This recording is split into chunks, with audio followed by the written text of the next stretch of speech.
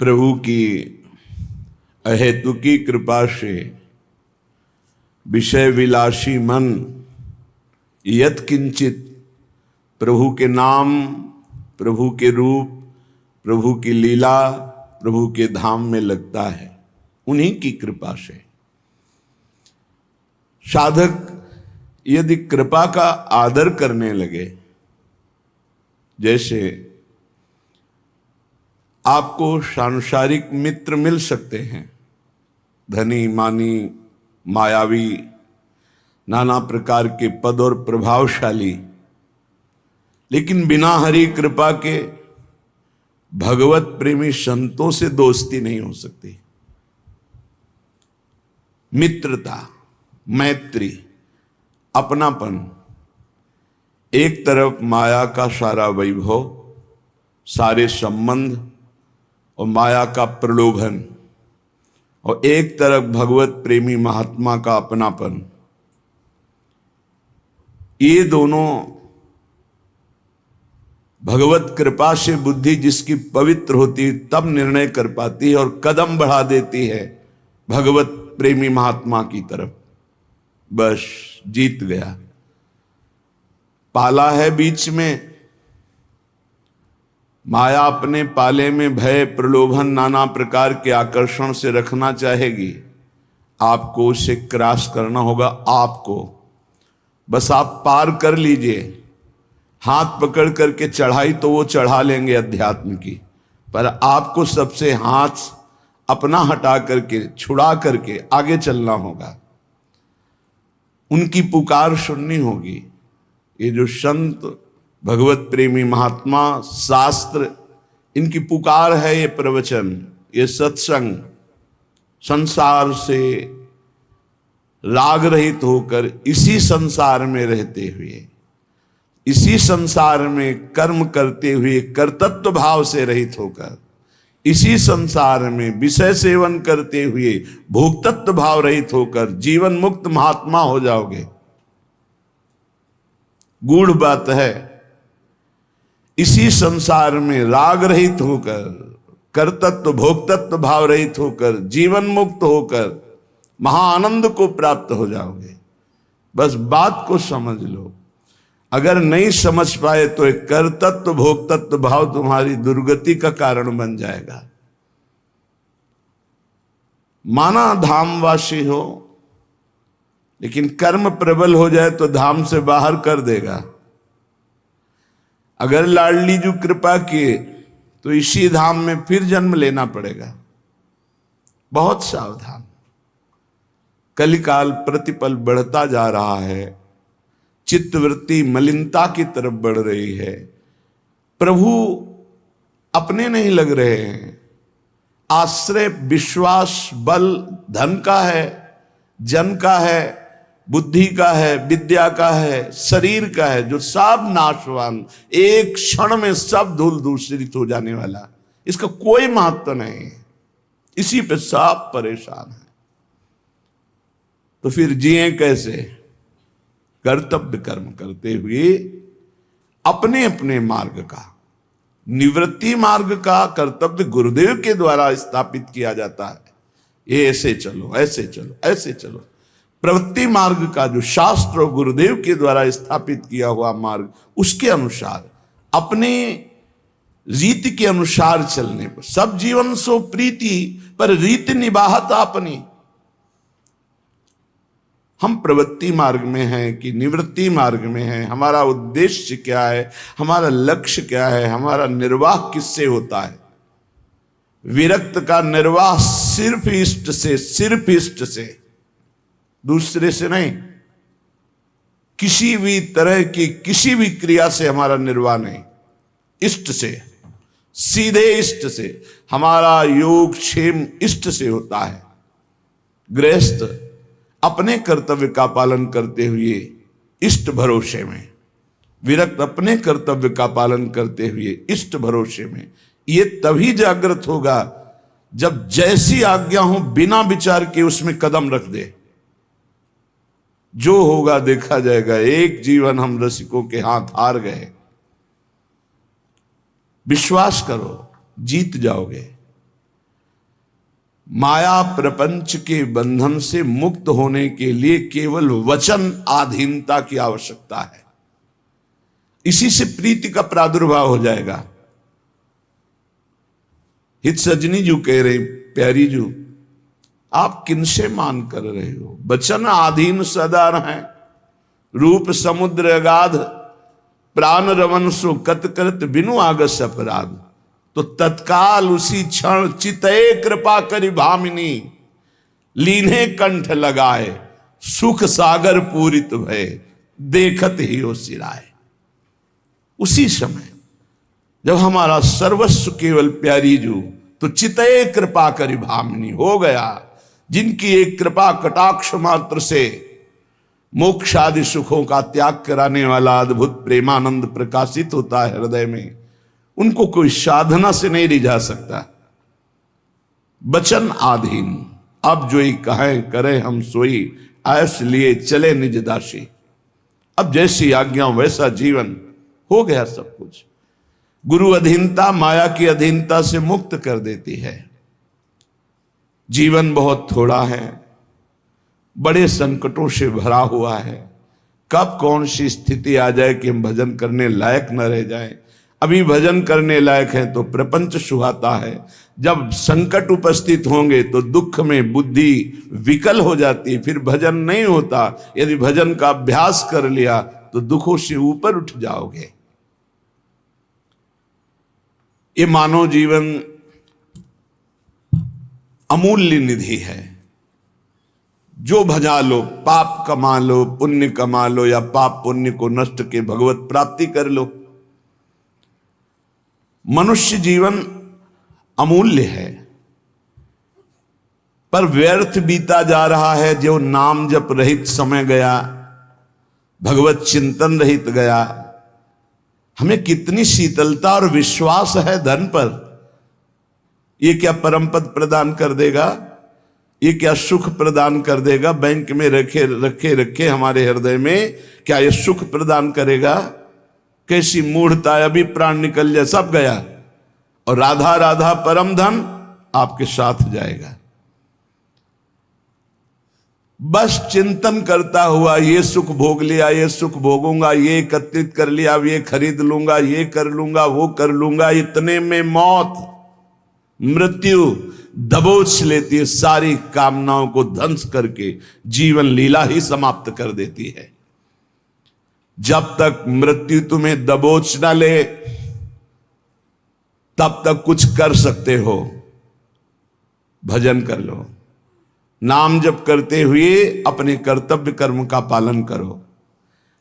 जिस धन मान परिवार विद्या यश और प्रभाव के भरोसे तुम गर्भ में प्रियालाल को भूल रहे हो, धन मान, ध्यान रखना। कई बार ये शब्द कहा है, अगर याद हो, भय और प्रलोभन इस मार्ग में दोनों भेजे जाते हैं। मायावी लोगों का संग होता है। धन मान परिवार विद्या यश प्रभुत्व, इसके गर्भ में आकर, इसके भरोसे में आकर जो तुम प्रभु को भूल रहे हो, अहंकार से फूल रहे हो, तुम्हारी जरा भी मदद ये न धन कर पाएंगे, न विद्या, न यश, न मान, न प्रभुत्व और न मायावी लोग। हाथ मलते रह जाओगे, कुछ हाथ नहीं लगेगा। जब प्राण निकलने का समय आता है तो जीवन में जो किया वही सामने नाचता है और वही तुम्हारे अगले जन्म का हिसाब बन जाता है। नेत्रों के सामने छा जाएगा वही दृश्य जो तुम्हारी दुर्गति होनी है। अगर भजन किए हो तो भगवान कहते अंतिम समय मैं उसकी स्मृति बनता हूं। यही तो भरोसा आनंद दे रहा है कि हमसे चूक हुई तो आपसे चूक नहीं होगी, आप हमारी स्मृति बन जाओगे। हाय, इतना सुंदर अवसर और इतनी मलिन आश्रय वृत्ति, धन विद्या रूप महत्व कुल परिवार व्यवहार, ये तुम्हारे किसी काम में नहीं आएंगे। अभी बात मान लो, किसी काम में नहीं आएंगे। ना तुम्हारी कभी सहायता कर पाएंगे और ना ये तुम्हें सुख प्रदान कर सकते हैं जिनका तुम भरोसा लिए हो। पद का, धन का, प्रतिष्ठा का, व्यवहार का, परिवार का पक्का। ये उस समय समझोगे जिस समय तुम समझ पाकर कुछ कर नहीं सकते। मन पछतई है अवसर बीते, दुर्लभ देह पाए हरिपद भज, करम वचन अरु जीते। भगवत कृपा मूर्तिमान मनुष्य शरीर प्राप्त होना, आंख ठीक है, कान ठीक है, नाक ठीक है, जबान ठीक है, सब स्वस्थ हो, बड़ी कृपा भगवान की। अब हमको भगवान की कृपा से सत्संग भी मिल गया। अब हमको पता भी है कि सत्य वस्तु क्या है, असत्य क्या है। वैसे सत्य वस्तु वो क्या है और असत्य क्या है तो गांव गली में भी लोग जानते हैं। जब किसी का शरीर छूटता है ना, माथे पे या कांधे पे 100 रखे होते हैं। गांव से दूर यात्रा में 2 आदमी माथे पे रखते हैं, एक आगे एक पीछे। नजदीक यात्रा में 4 आदमी कांधे पे ले लेते हैं और उस समय गान करते हैं, राम नाम सत्य है। पता है उनको सत्य क्या है, पर गीत केवल गाते हैं, चित्त में नहीं एक बार भी उनके कि हम क्या बोल रहे हैं। अंतिम जीवन लीला का अंतिम फल राम नाम सत्य है।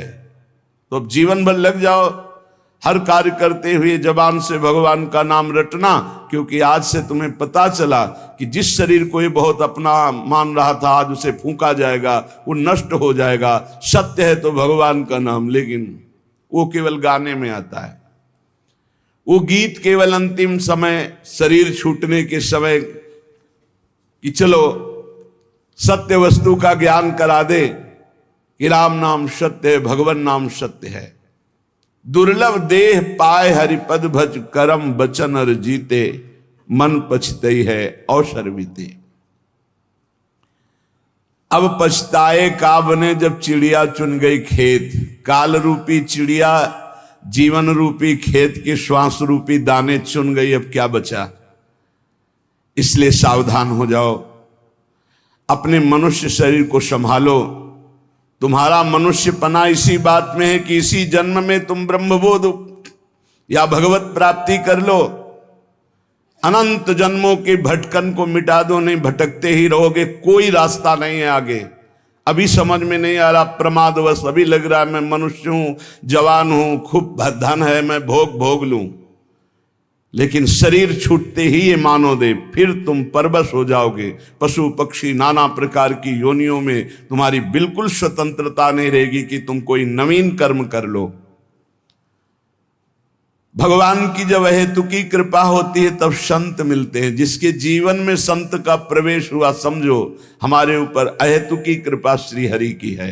अब मोहि भा भरोस हनुमंता, बिनु हरि कृपा मिले नहीं संता। तो जब संत मिले तो उनकी आज्ञा पालन करो, उनके बतलाए रास्ते पर विचार करने की जरूरत नहीं है। संसार के दोस्त मित्र मायावी व्यवहारी, इनसे बात करने पर इनकी बात पर विचार करो। बिना विचारे जे करें ते पाछे पछताएं, काम बिगाड़ो आपनो जग में हो हंसाए। पर जब संत सदगुरु बात करें तत्काल उनकी आज्ञा के पालन में तत्पर हो जाओ। बिना ही विचार करी शुभ जानी, वहां विचार की गुंजाइश नहीं है। याद रखो, मनमानी आचरण करोगे तो जीवन असफल हो जाएगा, और संत आज्ञा में रहोगे तो जीवन सफल हो जाएगा। तुम्हारे ऊपर भगवान की अहेतुकी कृपा की वर्षा हुई। मनुष्य शरीर, संत समागम, भजन पद्धति का तुम्हें ज्ञान हो रहा है। तुम्हारे सारे पाप संताप जल जाएंगे। तुम्हारा हृदय आनंद और शांति के सुख में डूबने लगेगा। तुम भगवत प्रेम की धारा में डूबकर परमानंद को प्राप्त करोगे। परंतु याद रहे, केवल नकल की हम बात नहीं कह रहे, हम असल बात कर रहे हैं। आज लोग केवल बाहरी बातों पर ध्यान देते हैं, आंतरिक वृत्ति पर नहीं ध्यान देते। आप जितना फैलाओगे आपका चिंतन फैलता समा जाएगा। समिटे सो आशिक, फैले सो जमाना। बात मान लो, समिट जाओ। जितना समिट जाओगे उतना जीवन मुक्त होते चले जाओगे, जितना फैलते चले जाओगे उतना फंसते चले जाओगे। तुम्हें नहीं दिखाई दे रहा, तुम्हें लाभ दिखाई दे रहा है, हमें हानि दिखाई दे रही। अपने माने हुए लाभ का त्याग करके संत और गुरुजनों की मानी हुई वृत्ति पर हमें अपनी वृत्ति बैठालनी है।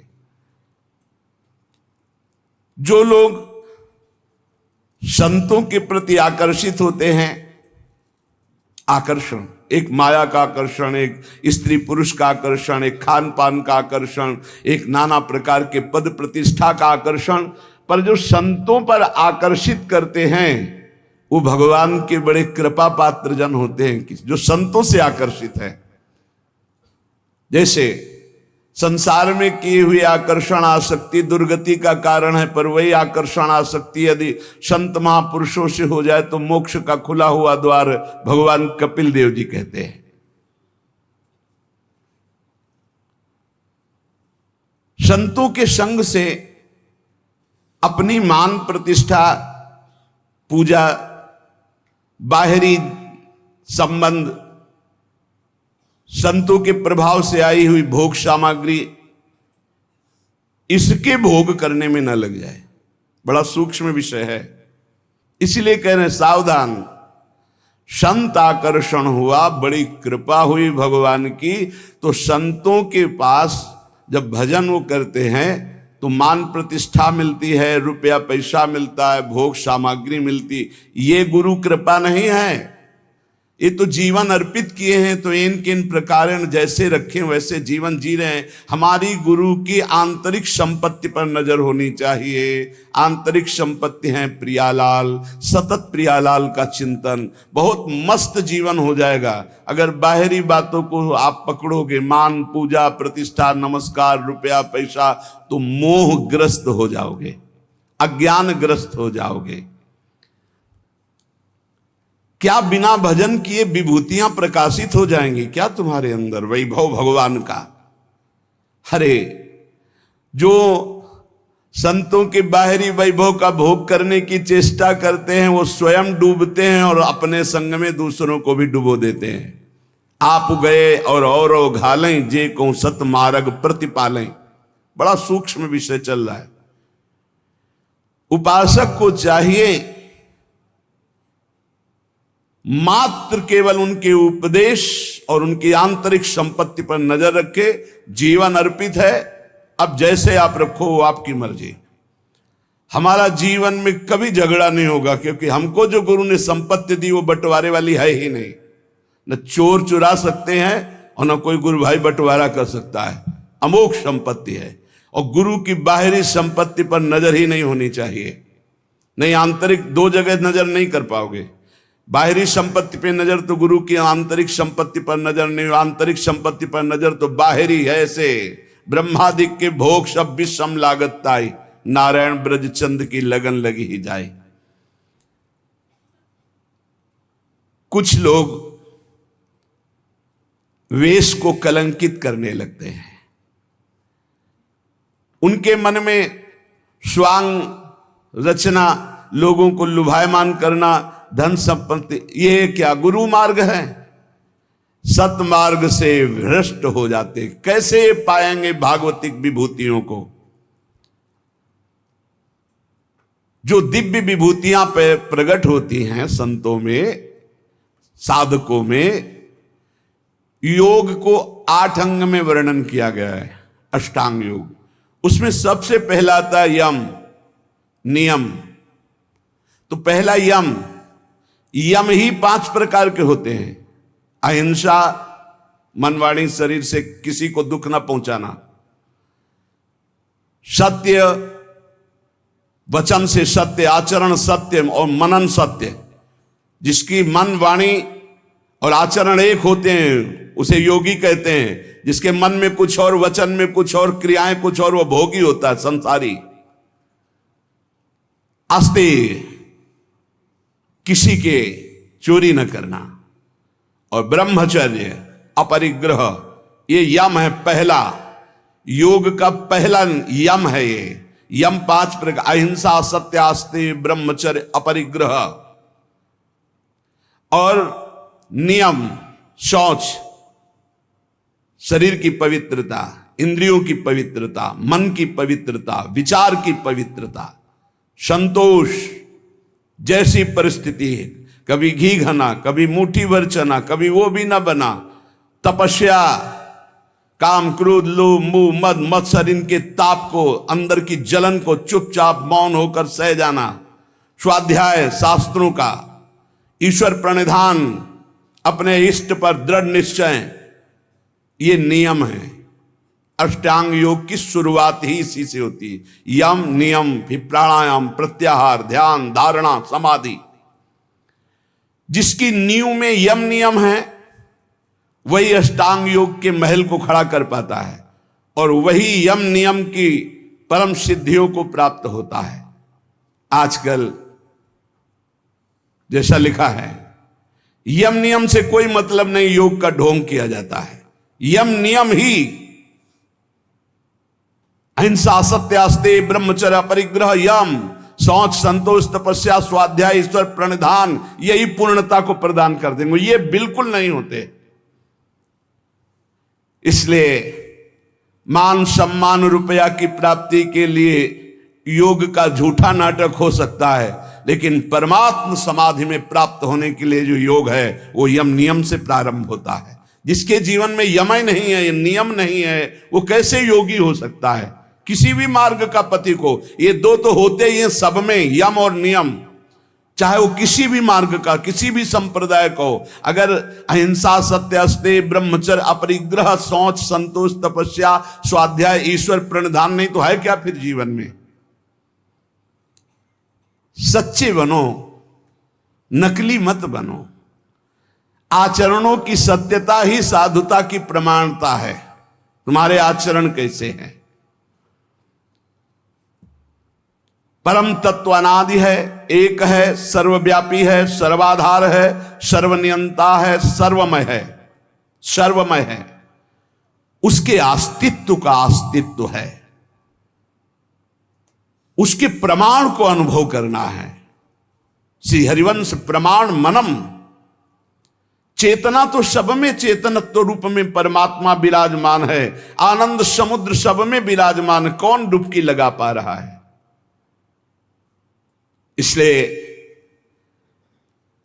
बस प्रार्थना हम तुमसे कर सकते हैं कि भगवान से चाह करो कि मुझे शुद्ध भगवत प्रेमी महात्मा, शुद्ध ज्ञानी मिल जाए। और जब संत मिल जाए तो संत की आज्ञा पर अपने जीवन को न्यौछावर कर दो। संत सेवा, संत आज्ञा, ये तुम्हें परम पद में पहुंचा देगी। तुम संत को तौलने की चेष्टा मत करो। तुम्हारे पास तराजू नहीं, कबाड़ तोड़ने वाले से सोना चांदी हीरा जवाहरात नहीं तोले जाते। तुम्हारी बुद्धि कबाड़ है जो त्रिगुण माया से युक्त है। त्रिगुणातीत स्थिति वाले महात्माओं को क्या जान पाओगे? संत जिससे तुलते हैं वो तुला ही तुम्हारे पास नहीं, वो तराजू ही नहीं है। श्रद्धा और भक्ति और विश्वास के द्वारा तुम उनके रहस्य को जब वो बताना शुरू करेंगे तब जान जाओगे। इसलिए केवल तुम आज्ञा पर रहो। जिस समय तुम किसी भी संत के थोड़े अंश को जान जाओगे कि ये क्या है, तो तुम चकित और आश्चर्यचकित होकर गर्व करोगे कि भगवान की अपार कृपा, मुझे ऐसे महात्मा का संग मिला।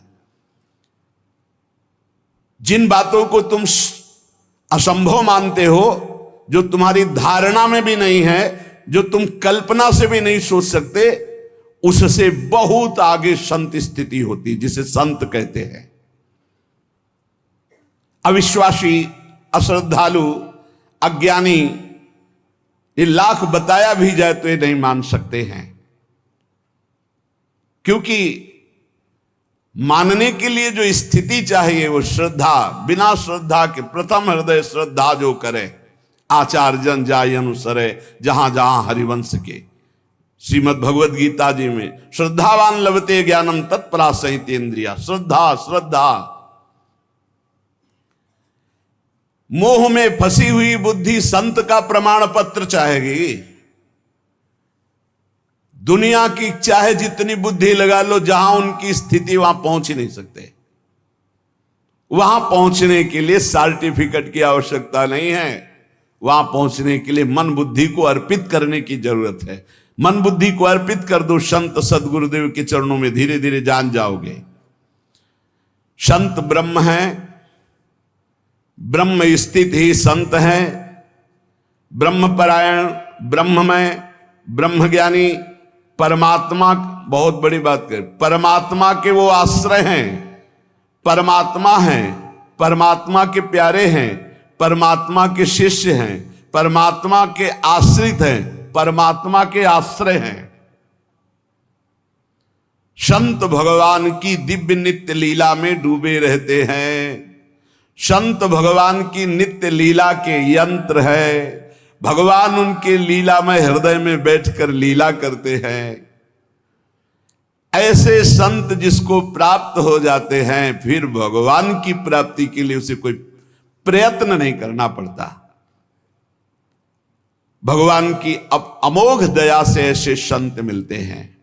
संतों का मिलन, संतों की दृष्टि भगवान से भी मिलन से बढ़ करके है, क्योंकि भगवान के प्रेम की बात भगवान कभी अपने मुख से वर्णन नहीं करते। जैसे कहा गया कि भगवान के मिलने से भी बढ़कर भगवत प्रेमी महात्मा का मिलन है। तो भगवान के समीप उद्धव जी थे पर प्रेमी नहीं हुए, जब गोपीजनों से मिले तब प्रेमी हुए। भगवान के प्रेम महल की बातें तो केवल प्रेमी महली जन ही बता सकते हैं, वो भगवान भी नहीं बताएंगे। भगवान आंसुओं का रहस्य नहीं बताया उद्धव को, जाओ गोपीजनों के पास जाओ तो वहां जान जाओगे मेरे आंसुओं का रहस्य। भगवान के रहस्य का पता भगवत प्रेमी महात्माओं से लगता है। इसीलिए भगवान की अहेतुकी कृपा माने जब हमें संत समागम प्राप्त हो, वो जो भगवान की छुपी हुई रहस्यमयी प्रेम की बातें हैं वो प्रकाशित करते संत जन। तुम केवल अवगाहन करो तो रस बरसाएंगे, तुम केवल आनंद स्वाद के लिए पिपासु बनो, ऐसे नहीं, ऐसे अहंकार से भर कर नहीं, अवज्ञा नहीं, अवहेलना नहीं, ऐसे छल कपट नहीं, जो कहोगे वही करेंगे, करना कुछ नहीं, छल कपट नहीं, ऐसे जैसी आज्ञा वैसे। आप कहो अभी प्राण त्याग दें, बस इतनी जरूरत है। जीवित मर जाए उलट आप में समाये है दिलगिरी। अरे अखिल कोटि ब्रह्मांडों का मालिक मिल जाएगा तो कौन सा वैभव बकाया रह जाएगा भाई।